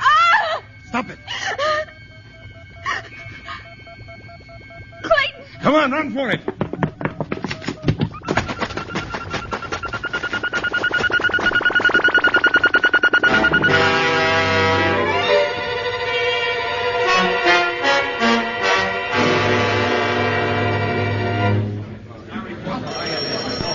Ladies and gentlemen, for the benefit of those of you who don't know me, I'm General Mann of G2. I've asked you here because we desperately need the knowledge and skill of each one of you. Physicists, scientists, representatives of the 6th Army Command, the Marine Corps, Navy, Air Force, the heads of our law enforcement agencies, the Civil Defense and Red Cross units. The Secretary of Defense in Washington has instructed me to give the whole picture of what has happened and what lies before us. That is true. I'd like to see General Mann. Let us through, please, let us through. What's all that commotion? Major, see what that is. Yes, sir. General Mann. General. Yes, Dr. Bilderbeck. That man is one of my colleagues, Dr. Clayton Forrester. Forrester? We thought he'd been killed. Let them through! Let them through! Forrester, Miss Van Buren, we gave you up 24 hours ago. You almost had reason to, General. Yes, the Martians tried to take us alive. What? This morning, just outside of Corona. We managed to get away. We found an abandoned truck and drove to Pacific Tech. They told us you were here. Oh, by any chance, is Dr. Lucille Dupre in this room? Right here, Forrester. Oh, good. Dr. Dupre, I want you to analyze the stain on this cloth. I suggest that you leave for the laboratory right away. What kind of stain is it, Forrester? The blood of a Martian. Forrester, I want a complete report of your experience. But first, I think you ought to hear what I was about to say. By all means, sir. Ladies and gentlemen, this is the latest radio message from the Department of Defense. To General Mann, Command Post Xenophon, Los Angeles. Scandinavia presumed now in enemy control. All communications from Sweden, Norway, and Denmark blacked out. Paris now under attack. French cabinet is transferred to Strasbourg. Madrid totally destroyed. Rome, no further word, blacked out. London, blacked out. Buenos Aires, blacked out. Philadelphia, blacked out. New Orleans, blacked out. General Mann? Yes. I've heard enough to convince me. Enough, I'm sure, to convince every physicist in this room. We must answer the enemy with our final weapon. I was just coming to that, Forrester. By order of the Secretary of Defense and authorized by the President of the United States, the city of Los Angeles is to be defended by full atomic force. 3 hours from now, this afternoon at 1600 hours, the Flying Wing will drop the newest and most deadly bomb ever built. A thermonuclear bomb of octuple power. In 3 hours, we shall know its effectiveness. And possibly the fate of mankind.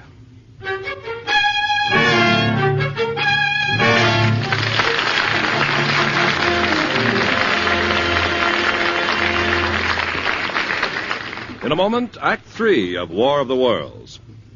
Ladies, when it comes to wash day, the big talk is all about Rinso Blue, the remarkable new detergent that washes whiter because it blues as it washes. And now there's even a song about it. Listen. Hi, this is Les Paul. And Mary Ford. This is the song of Rinso Blue, complete detergent, completely new. It gets clothes extra white and clean, 'cause it blues your washing machine. Yes, Rinso Blue gets clothes extra white because it blues as it washes. So get Rinso Blue today. And just remember, ladies, if your present detergent doesn't blue as it washes, it's only doing half the job. So switch to new Rinso Blue. It does a grand job on dishes and glasses, too. And yet, it's so mild on your hands. Today, get new Rinso Blue. It washes whiter because it blues as it washes. And that's unconditionally guaranteed by Lever Brothers. We pause now for station identification.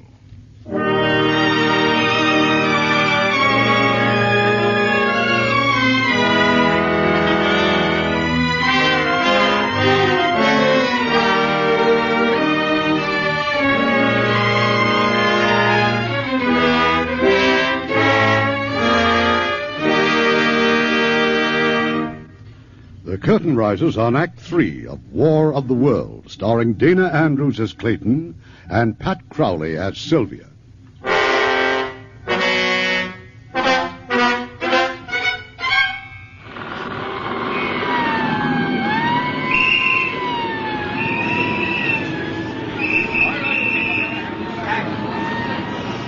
This report is being recorded on tape for future history. If there is to be any future history, the future of our civilization may well depend upon what happens here this afternoon. Attention, please, attention.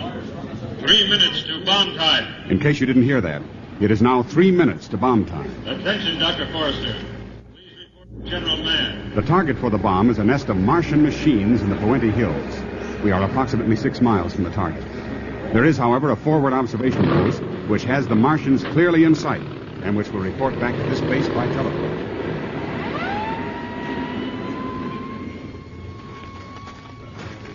You know, of course, that you're not supposed to be here. Everyone else has told me that from General Mann down. But I'm only interested in where Clayton Forrester wants me. Oh, that is here. Attention, please. 2 minutes to bomb time. 2 minutes. Forrester. Dupre, I thought you were back at the lab. I just finished. That sample of Martian blood, Forrester. It's astounding. I've never seen blood crystals so anemic. Anything else? Yes. The structure of the corpuscles is... Attention. The bomber is now approaching the target area. Prepare to take shelter. Forrester, General Mann wants us in his dugout. Oh, we're coming. We're coming. Watch your heads, everybody. There's not much clearance here.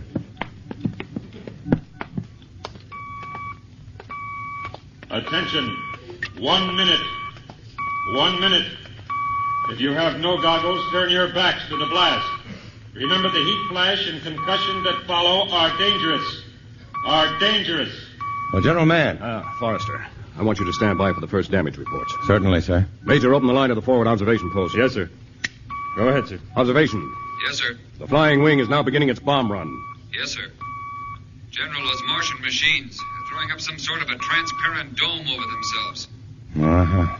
That would be an electromagnetic shield. 30 seconds. 30 seconds. Clayton, Yes, may I hold your hand? of course. 20 seconds.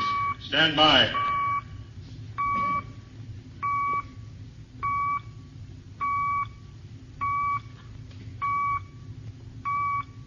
Ten seconds. 9, 8, 7, 6, 5, 4, 3, 2, 1, 0.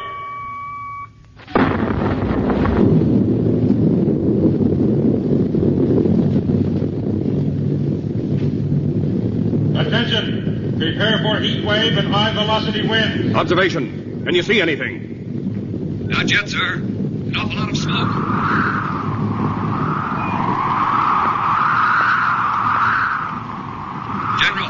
General, we can see something moving. They're still there. They haven't even been touched. They're still...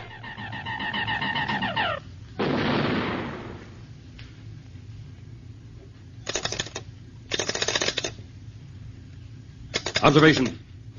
Come in. Observation, come in. Well, now we know the worst. We may not be through yet, General. Sure. No, there's still a chance. A forlorn hope, maybe, that our scientists can search out some weakness in these Martians. Yes, perhaps biologically. That anemic blood. Look, our battle now is for time. We've got to take our instruments and hide somewhere in the Rocky Mountains. Set up an emergency laboratory there. I'm sure the Air Force stands ready to fly your equipment wherever you wish. That's good enough for us. Bilderbeck, Dupre, you too, Sylvia. As soon as we get back to Los Angeles, we'll gather up all the things we need. They're coming!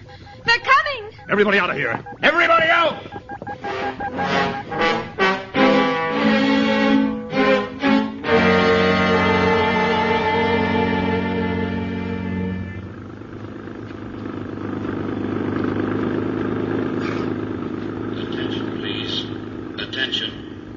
This is an official order of the 6th Army Command. Evacuate your homes at once. Take food and water and extra clothing with you.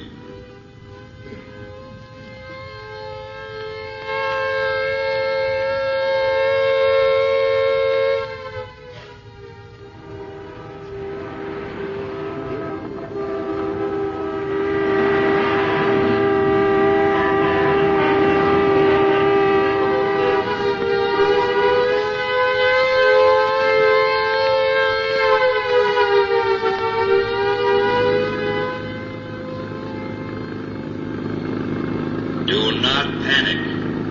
All major highways have been marked to lead you to evacuation centers in the hills and along the beaches.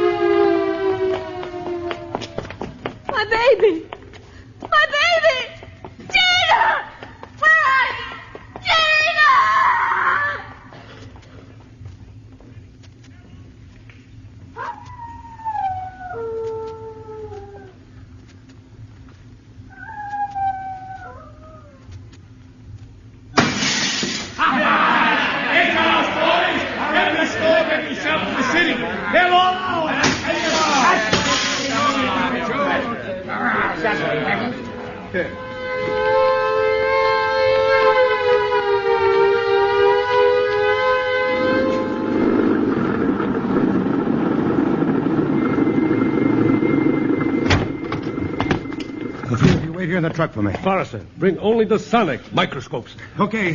Which floor are they on? The 10th, Forrester. Hurry, Clayton. Don't worry. I'll be back in 5 minutes. Look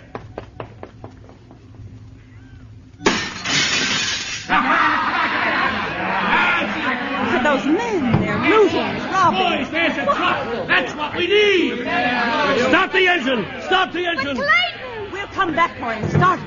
Get out of here. No. Come on. Get out of there.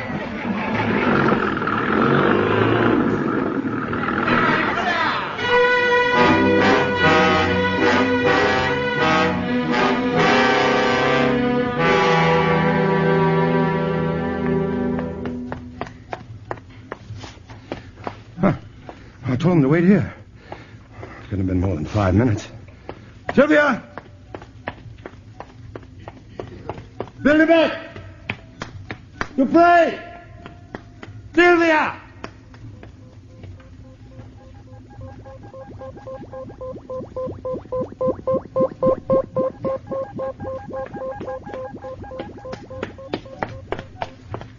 Sylvia! Sylvia! They went off and left you too, eh? No. Something must have happened. They'll be back. Well, they were in a yellow truck that was... A truck? Sir, I'll give you $1,000. Huh? For what? Your place in that truck. Listen, I said they'll be... 2,000. Look, I don't want anything from you. 5,000. I'm rich. I've got it right here. My wife, servants, everybody. They all ran off and left me. But you can have any amount you... No, I'm sorry. Money's no good now. 10,000, sir. 10,000. Sylvia! You pray! 50,000. Bilderbeck! Sylvia! 100. Everything I've got. Everything.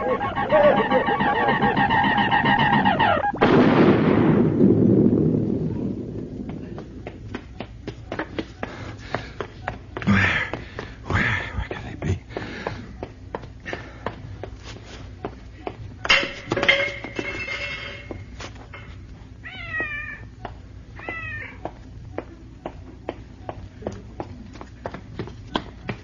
Sylvia!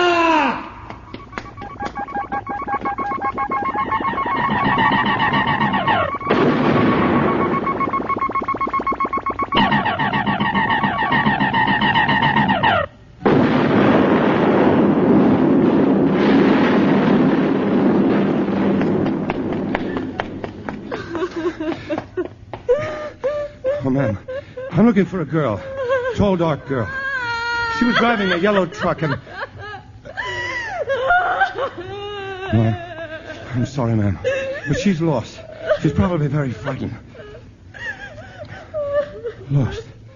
She said the last time she was lost when she was so frightened. Maybe that's where she went. A church.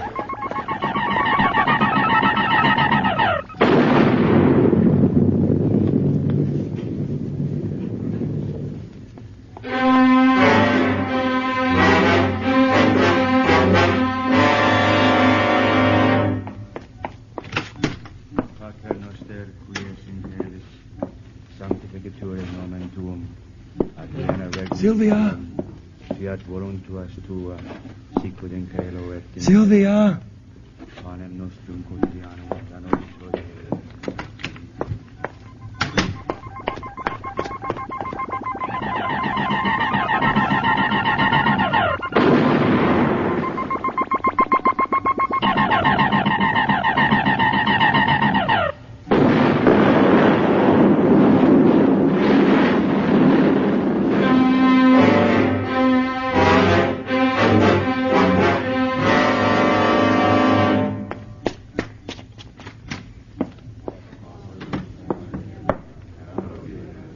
Sylvia!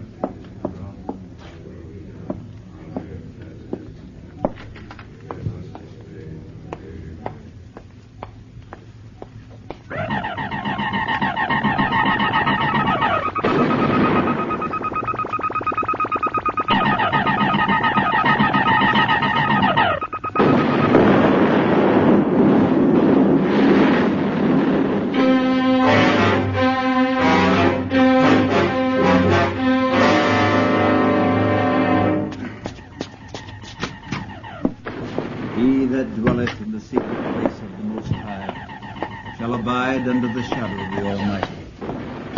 I will say, Sylvia! of the Lord, He is my refuge and my fortress. Sylvia! Clayton. In Him will I trust. Surely He shall deliver Let me thee through. from the snare of the fowler. Let me through, please. Dearest. And from the noise of Oh, the my dearest. Darling. He shall cover thee with His The mob.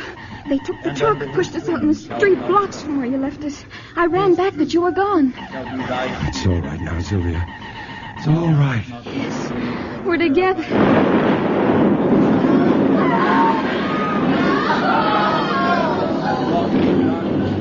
destruction that wasteth at noonday. 1,000 shall fall at thy side, and 10,000 at thy right hand, but it shall not come nigh thee. Only with thine eyes shalt thou behold and see the reward of it. Because thou hast made the Lord, which is my refuge, even the Most High, thy habitation. Yeah. There shall no evil befall thee. Something's happening to that Neither machine. shall any plague come nigh thy dwelling. Come on. For he shall give his angels charge over thee to keep thee in all thy ways.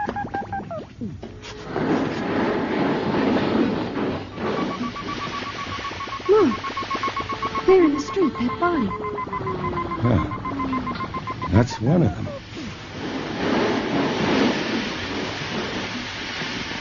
They're dying. They're dying everywhere.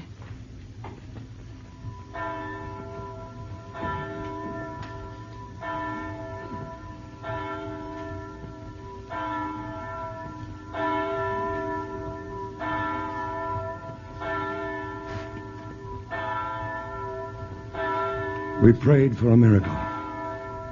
And it's happened.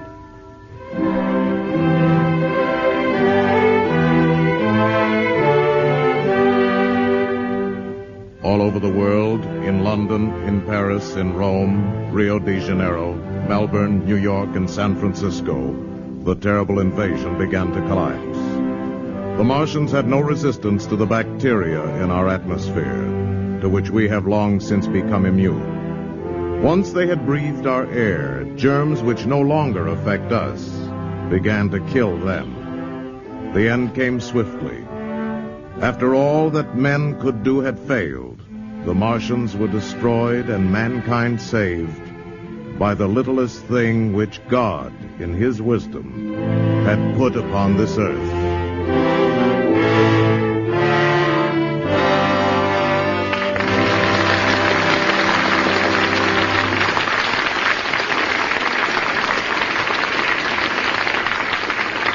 In a moment, our stars will return. Pepsodent! White, white, whiter teeth, Pepsodent for me. Whiter teeth are guaranteed. Brush 'em and you'll see.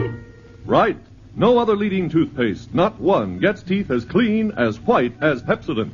You see, Pepsodent contains the most effective tooth cleaning ingredient in the world, IMP, insoluble metaphosphate. Wow! That's what it's called. IMP is found only in the Pepsodent Irium formula because Pepsodent uses the entire world supply. White, white, whiter teeth, Pepsodent for me. And oh yes, cleaner, whiter teeth naturally mean less chance of decay and a sweeter breath with a clean mouth taste for hours. Whiter teeth are guaranteed. Brush 'em and you'll see. Lever Brothers makes this promise, this unconditional money-back guarantee. Change to Pepsodent and you'll see your teeth become whiter. Brush 'em and you'll see. Now, here's Mr. Cummings with our stars. And here they are, Dana Andrews and Pat Crowley.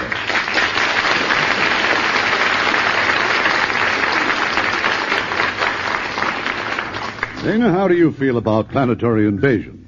Well, Irving, if I have a choice, I'd rather we invaded them. Then you'll want to see George Pal's new Technicolor picture for Paramount, Conquest of Space. Because whereas War of the Worlds is just science fiction, Conquest of Space is science fact. The entire action takes place on the planet Mars and the Wheel, a man-made station some 1,100 miles above the Earth. Mars? It's a long way to Mars, even with a space station in between. Yes, Pat, the men who lead a fantastic existence on the Wheel are building a spaceship for flight to the moon, but later they receive orders to proceed directly to Mars. And they make it, of course. Yes, but it's a dangerous mission. And there's an exciting and suspenseful climax. And I think it's interesting that all the players are young unknowns who are getting their very first chance. And I hope they'll all be as big a hit as Pat. I understand there's a good chance your name may appear in the Academy Award nominations this week, Pat, for the Best Supporting Actress in your first big role in Forever Female. Oh, well, now that'd be too good to be true. But I'm sure Paramount's The Country Girl will be nominated. But I just don't see how anyone could choose between the performances of Bing Crosby and William Holden. And, of course, Grace Kelly's a cinch. Well, there's no doubt at all about you and Grace Kelly being Lux girls, is there? Oh, no, Irving. If getting an Oscar were as easy as having a Lux complexion, I'd be a cinch, too.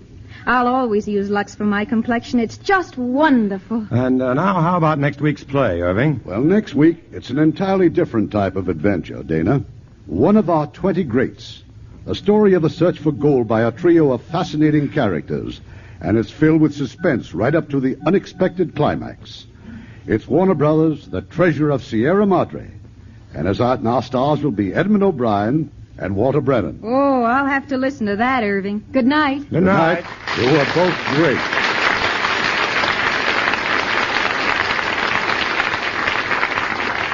You know, you women certainly have a right to complain about all the time you have to spend doing dishes. Well, it takes about 5.5 hours a week just to do the dishes for a family of 4. And considering that doing dishes is only one of the chores you have to do every day... Well, it certainly proves the truth of the saying, women's work is never done. But at least it's done easier with Lux Liquid Detergent. Yes, with Lux Liquid, you can get those dishes out of the way really fast and easy. Made especially for dishwashing, Lux Liquid floats grease off, gets plates and glasses sparkling clean. And you can skip the drying, too. Just rinse and let them drain dry. Just a teaspoonful does a dishpan full. 1 can outlasts several boxes of the leading laundry powder. And when you use Lux Liquid, your hands stay nice. Yes, ma'am. Lux Liquid's almost as mild as Lux toilet soap. Ken, tell them about the way it's packed. Well, Lux Liquid is packed right in a can that won't break with a dripless spout that prevents spilling over the sides. Know how much I like Lux Liquid, ladies? I like it as much for dishes as I like Lux Flakes for nylons. Lux Liquid, like all Lever Brothers products, is unconditionally guaranteed. Your money back if you don't agree it's every bit as good as we say it is. Buy a can of Lux Liquid next time you mark it. It's the next best thing to a dishwashing machine.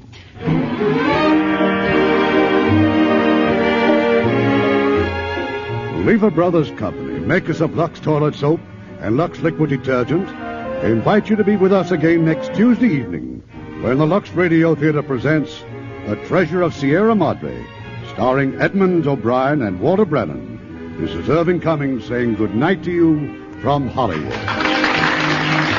Ladies and gentlemen, Radio Free Europe is our way of telling people in the enslaved countries about American life and its freedom. Radio Free Europe is a citizen-sponsored organization, and it urgently needs your support. You can play a personal role in the crusade for freedom by mailing your contribution to Crusade for Freedom in care of your local postmaster. Dana Andrews may soon be seen in the Universal International Technicolor production, Smoke Signal. Heard in our cast tonight were Les Tremaine as General Mann, Herb Butterfield as Dr. Bilderbeck, Bill Boucher as the sheriff, Paul Freese as the narrator, Marley Bear as fiddler, Ken Peters as the reporter, and Howard McNear, William Conrad, George Neese, Robert Bailey, Herb Ellis, Irene Tedrow, Don Diamond, Jack Crucian, Frank Gersel, George Baxter, Judah Mason, and Eddie Marr. Our radio play was adapted by Leonard St. Clair, and our music was composed and directed by Rudy Schrager. More and more Lux laundries are opening across the country. These carefully selected professional laundries use the same Lux Flakes you use at home. Gentle Lux Flakes plus professional methods means the cleanest clothes ever. And since Lux Flakes are so much easier on all fabrics, your clothes will last longer as well as look better. Let a Lux laundry be your family laundry. Look for that Lux sign. And join us next Tuesday night to hear Treasure of the Sierra Madre with Edmund O'Brien and Walter Brennan. Let's visit with Fibber McGee and Molly tonight on the NBC Radio Network.